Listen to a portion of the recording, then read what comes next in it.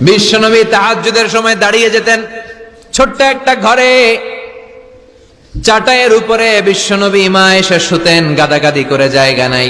মাঝরাতে বিশ্বনবী তাহাজ্জুদের জন্য দাঁড়াতেন, আল্লাহু আকবার বলে দাঁড়িয়ে যেতেন, নামাজ শুরু করে দিতেন। বিশাল বড় সূরা পড়তেন, কেরাত পড়তেন, রুকু করতেন, কিন্তু সিজদার জায়গায় সিজদা দেওয়ার জায়গা নাই। সিজদার জায়গায় মা এসা পা বিছিয়ে শুয়ে আছে। বুখারীর বর্ণনা, বিশ্বনবী সিজদায় যে হাত দিয়ে মা এসার পায়ের মধ্যে চিমটি কাটতেন, মা এসা বুঝতে পারতেন বিশ্বনবী এখন সিজদায় যাবে। সুবহানাল্লাহ পড়েন। মা এসা বুঝতে পেরে পা দুইটা সরিয়ে নিতেন, বিশ্বনবী সিজদা দিতেন। সিজদা দিয়ে বিশ্বনবী যখন আবার দাঁড়িয়ে যেতেন, মা আয়েশা পা বিছিয়ে আবার শুয়ে পড়তেন। কি ইবাদত ছিল বিশ্বনবীর! হাত্তা তাতাওয়াররামু খাদামা।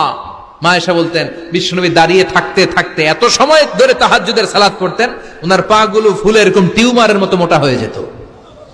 সুবহানাল্লাহ পড়বেন না? দাঁড়িয়ে থাকতে থাকতে বিশ্বনবীর পা গুলো টিউমারের মতো মোটা হয়ে যেত। প্রথম রাকাতে বাকারা, আলে ইমরান পড়ে ফেলতেন। সুবহানাল্লাহ পড়েন। বিশ্বনবীর পা যেন ফেটে যাবে, এভাবে হাত বেঁধে দাঁড়িয়ে থাকতে থাকতে বিশ্বনবীর হাতগুলো বাঁকা হয়ে যেত, ব্যথা হয়ে যেত। বিশ্বনবী তখন হাত দুইটা ছেড়ে দিতেন। আবার যখন এনার্জি ফিরে পেতেন, যখন বিশ্বনবীর ভাল লাগতো, আবার হাত বাঁধতেন। পড়েন সুবহানাল্লাহ।